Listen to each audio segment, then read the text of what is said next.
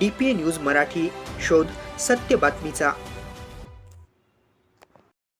मंठा शहरातील Aswad road परिसरासह अनेक भागात सुरू असलेल्या खुल्या वेश्या व्यवसायाबाबत वारंवार तक्रारी होऊनही मंठा पोलिसांनी अद्याप कोणतीही ठोस कार्यवाही न केल्याने पोलिसांचे अभय आहे का, असा थेट सवाल नागरिकांकडून उपस्थित केला जात आहे। रहिवासी व शासकीय महत्त्वाच्या भागात रात्री उशिरापर्यंत संशयास्पद वाहनांची गर्दी, जोरजोरात हॉर्न, आरडाओरड सुरू असतानाही पोलिसांचे गस्त पथक कुठे गायब असते, हा प्रश्न आता ऐरणीवर आला आहे। मंदिर, न्यायालय, तहसील, पंचायत समिती, बालिका विद्यालय व शासकीय वसतिगृह असलेल्या परिसरात असा प्रकार सुरू असणे हे पोलिसांच्या कार्यक्षमतेवर मोठे प्रश्नचिन्ह निर्माण करणारे आहे। तक्रारी केल्या, अर्ज दिले, पण कार्यवाही का नाही? या प्रकरणी यापूर्वी मंठा पोलीस ठाणे व वरिष्ठ कार्यालयाकडे लेखी तक्रारी देण्यात आल्या होत्या। मात्र कारवाईऐवजी केवळ पाहतो, कार्यवाही करू अशी नेहमीच आश्वासने देत नागरिकांची दिशाभूल करण्यात आली असल्याचा आरोप केला जात आहे।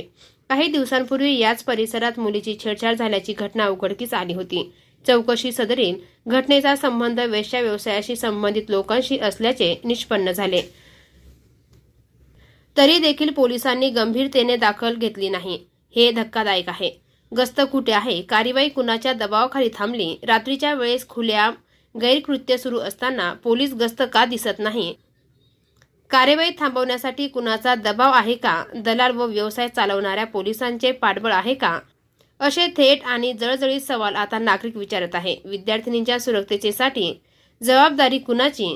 या मार्गावरून शासकीय वसतिगृहातील मुली विद्यार्थिनी पायी ये जा करतात, त्यांच्यावर त्यांचा मानसिक व सामाजिक परिणाम होत असताना पोलीस प्रशासनाची भूमिका संशयास्पद ठरत आहे। घटना घडल्यानंतरच कार्यवाही करणार का, असा सवाल उपस्थित होत आहे। पोलिसांनी तात्काळ उत्तर द्यावे, नागरिकांचा इशारा। मोहन परमेश्वर हिरे, राहणार तुकाराम नगर, मंठा यांनी याबाबत पोलीस निरीक्षक मंठा यांना तक्रार दिली असून मुख्यमंत्री, उपमुख्यमंत्री, गृहमंत्री, पोलीस आयुक्त छत्रपती संभाजीनगर, पोलीस अधीक्षक जालना व उपविभागीय पोलीस अधिकारी परतूर यांना देखील निवेदन पाठवले आहे। जर तात्काळ कठोर कार्यवाही झाली नाही तर नागरिक आंदोलनाचा मार्ग अवलंबणार असल्याचा इशाराही देण्यात येत आहे। मंठा शहरात कायदा चालतो की काय?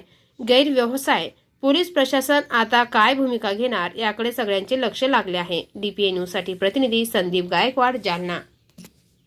ताज्या घडामोडी व अपडेट जाणून घेण्यासाठी आताच DPA न्यूज चॅनलला सबस्क्राईब करा आणि बेल आयकॉन क्लिक करायला विसरू नका।